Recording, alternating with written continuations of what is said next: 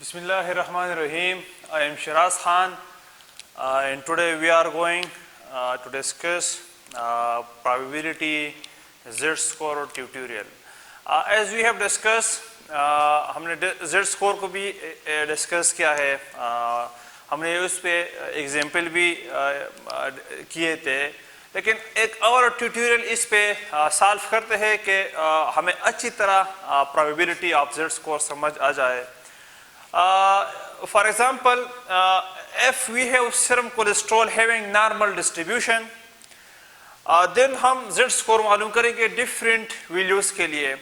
While the formula of Z-score is Z is equal to x minus mu divided by sigma. So इस question की part 1 हम पहले करते हैं. Part 1 में फर्दर हमारे पास 3 पार्ट्स है फर्दर. तो फर्स्ट ए नंबर है कि probability, what is the probability of z when z is less than 1.5 and what is the probability of z when z is greater than 1.5 and what is the probability of z when z is between -1 and 1.5. तो z की score हमने probability मालूम करनी है. हमने normal distribution है, हमने curve draw करना है.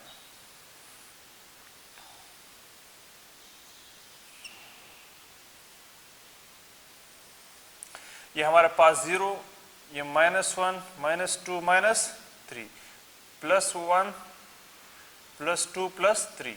यहाँ पर हमने क्या मालूम करना है कि probability of z less than 1.5. इसका मतलब ये है कि एरिया बिलो 1.5. तो 1.5 यहाँ पर हमारे पास ये आ रहा है 1.5. इससे probability of z score less than 1.5. तो लेस इसका नीचे ये पूरा एरिया आ रहा है.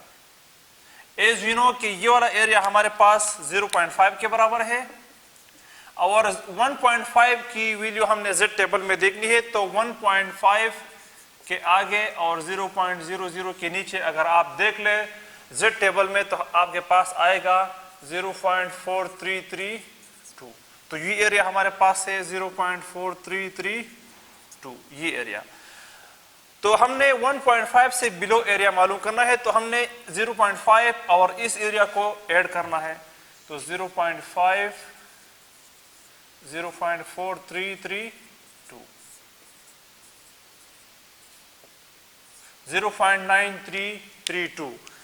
इसको अगर आप 100 में मल्टीप्लाई करें तो 93.32. The probability of Z score less than 1.5 is 93.32%. Second number पर है कि what is the probability of Z score greater than 1.5. अब 1.5 से ग्रेटर हमने मालूम करना है. मिसाल के तौर पर हमने अब कौन सी एरिया मालूम करना है, ये ग्रेटर एरिया मालूम करना है. ये एरिया 1.5 से ऊपर. तो ये हमारे पास टोटल 0.5 के बराबर है और ये 0.5 के है. तो इस एरिया को हमने 0.5 से, अगर हम 0.5 से ये एरिया माइनस करेंगे तो हमारे ये एरिया माइनस करेंगे तो ये हमारे पास ये एरिया आ जाएगी. तो 1.5 हम z टेबल में ऑलरेडी हमने मालूम किया है कि 0.4332. तो 0.5 से अगर हम ये माइनस करें तो ये हमारे पास रह जाएगी. तो लेट्स 0.5 से 0.4332 को हमने माइनस करना है. तो हमारे पास क्या आएगी 0.067. इसको आप मल्टीप्लाई करें 100 में तो 6.67%. तो the probability of z having greater than 1.5 is 6.67%. ये एरिया हमारे पास कितना है 6.67%. थर्ड नंबर पर है कि द प्रोबेबिलिटी ऑफ z -1 से लेकर 1.5 तक. तो इसका मकसद ये है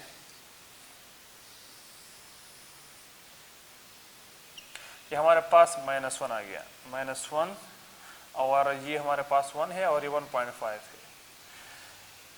We have been asked the probability of z between -1 and 1.5. तो इसके दरमियान प्रोबेबिलिटी क्या है. तो अगर आप Z स्कोर में हमने मालूम किया है 1.5 पे क्या है 0.4332। अगर आप Z टेबल में 1 की वैल्यू को देख ले तो आपके पास क्या आएगा 0.3413। तो जब हम इन दोनों को ऐड करेंगे तो हमारे पास ये वाला एरिया आ जाएगी। तो let's add 0.4332 0.3413 5477 0.7745 multiplied by 100 77.45%. So the probability of Z between -1 and 1.5 is 77.45. The probability of Z less than 1.5 is 93.32%. The probability of Z greater than 1.5 is 6.67%, while the probability of Z -1 to 1.5 is 77.45%. Part 2 of this tutorial, if the person having high cholesterol, if the Z is greater than 2.0 and the borderline cholesterol if 1.5 less than Z less than 2.2, इसका मतलब ये है कि जिन लोगों की cholesterol ज़्यादा है Z value क्या होगी 2.0 से ज़्यादा होगी, और जब 1.5 और 2.0 के दरमियान Z वैल्यू होगी तो ये बॉर्डरलाइन कोलेस्ट्रॉल होगी। सो लेट्स डू इट कि जिन लोगों की कोलेस्ट्रॉल हाई है तो हाई क्या है Z वैल्यू 2 से क्या है ग्रेटर, ये 0 ये 1 2, तो ये हमारे पास Z वैल्यू क्या है 2 है। इससे ऊपर हमारे पास जितने भी प्रोपोर्शन है उनकी कोलेस्ट्रॉल लेवल क्या है ग्रेटर है, तो 2.0 की कोलेस्ट्रॉल ग्रेटर है। तो अगर आप 2 की वैल्यू Z टेबल में देख ले 2 के आगे 0.00 के नीचे तो 0.4772, तो ये हमारे पास 0.4772 है। तो ये हमारे पास ऑलरेडी मालूम है 0.5, लेकिन हमने ये एरिया मालूम करना है तो ये पूरा एरिया हमारे पास 0.5 के बराबर है। तो 0.5 से अगर हम ये माइनस करें तो हमारे पास ये एरिया रह जाएगी। सो अगर हम 0.5 से 0.4772 माइनस करें 0.0228, अगर इसको हम मल्टीप्लाई करें 100 में तो 2.28%. So the proportion of cholesterol having high cholesterol if Z greater than 2.0, अगर Z की वैल्यू 2 से ऊपर है उन लोगों की कोलेस्ट्रॉल लेवल हाई होगी। तो वो कितना परसेंट है हमारे पास, यहाँ पर हमने 2 की वैल्यू निकाल ली Z टेबल में 0.4772, ये हमारे पास 0.5 के बराबर है। हमने 0.5 से ये एरिया माइनस किया, हमारे पास ये एरिया गया 0.0228, इसको हमने 100 में मल्टीप्लाई किया तो हमारे पास कितना परसेंटेज आ गया प्रोपोर्शन 2.28%। अब सेकंड नंबर पर है कि what proportion of people having borderline cholesterol, वो कितना प्रोपोर्शन है जिनके कोलेस्ट्रॉल लेवल बॉर्डरलाइन में है। बॉर्डरलाइन हमारे पास क्या है between 1.5 and 2.0, if Z is 1.5 is less than Z is less than 2.0 तो इट्स मीन 1.5 और 2 के दरमियान जो वैल्यू है वो बॉर्डरलाइन कोलेस्ट्रॉल है। तो यहाँ पर अगर हम दोबारा देख ले 1.5 और 2 के दरमियान ये हमारे पास 2 है और ये हमारे पास 1 और 1.5 है, तो ये 1.5 है और ये 2 है, इसके दरमियान ये हमारे पास क्या है बॉर्डरलाइन है। तो हमने ये वैल्यू मालूम करना है, तो सबसे पहले हम ये वैल्यू मालूम करेंगे 2 की, फिर हम 1.5 की मालूम करेंगे, हम 2 की वैल्यू से ये माइनस करेंगे तो हमारे पास ये रह जाएगी। तो 2 की वैल्यू अगर आप टेबल में देख ले हमने ऑलरेडी मालूम किया था 0.4772, 2 की वैल्यू ये है। अब 1.5 की वैल्यू अगर आप टेबल में देख ले Z टेबल में 1.5 के आगे 0.00 के नीचे तो 0.4332, तो ये हम अभी से माइनस करेंगे 2.0 से अगर हम 1.5 माइनस करेंगे तो बीच वाले एरिया हमारे पास रह जाएगी, तो 0.4332। 0.07440। सो अगेन हमारे पास क्या आ गया, 100 में मल्टीप्लाई करें तो 4.40%। So the proportion of cholesterol having on borderline is 4.40%, while the proportion of people having high cholesterol is 2.28.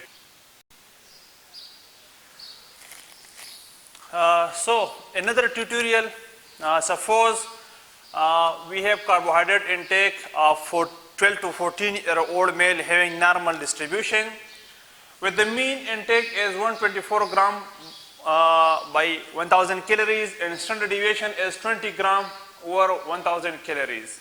So two question हमने करना है कि what percentage of boys having carbohydrate intake above 140।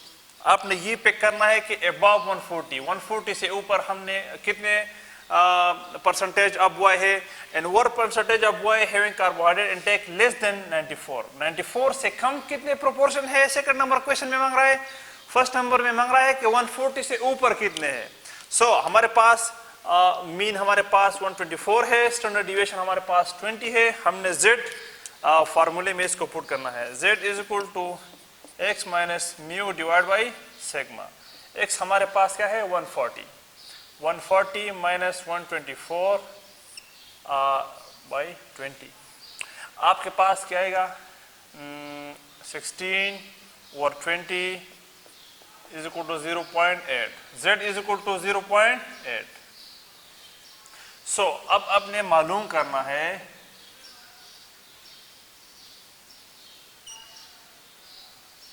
(0.1) है तो 0.8 यहां आएगी कि इससे ऊपर above 140 कितना परसेंटेज है, above 140। इसके ऊपर 0.8 की वैल्यू अगर आप टेबल में देख ले, 0.8 की वैल्यू आप टेबल में देख ले तो आपके पास क्या आएगा 0.2881। तो 0.5 से हमने ये माइनस करना है, ये हमारे पास आ गया 2.881। अब 0.5 से हमने इसको माइनस करेंगे, हमारे पास ये आ जाएंगे। तो 0.5 से हमने 0.2881 को माइनस करना है 8112, 0.2118 तो 100 में मल्टीप्लाई करेंगे तो 21.8%। So the boys taking carbohydrates above 140 gram is 21.8%। तो इससे ऊपर कितने परसेंट लोग जो 140 से ज़्यादा कैलोरीज लेते हैं 1000 में, वो कितने हैं 21.18%। अब इसमें मालूम क्या है कि 94 कैलोरीज से कम कितने लोग लेते हैं। तो z is equal to x minus mu divide by sigma. x is 94 minus 124 multiply by 20 minus 30 20 minus 1.5।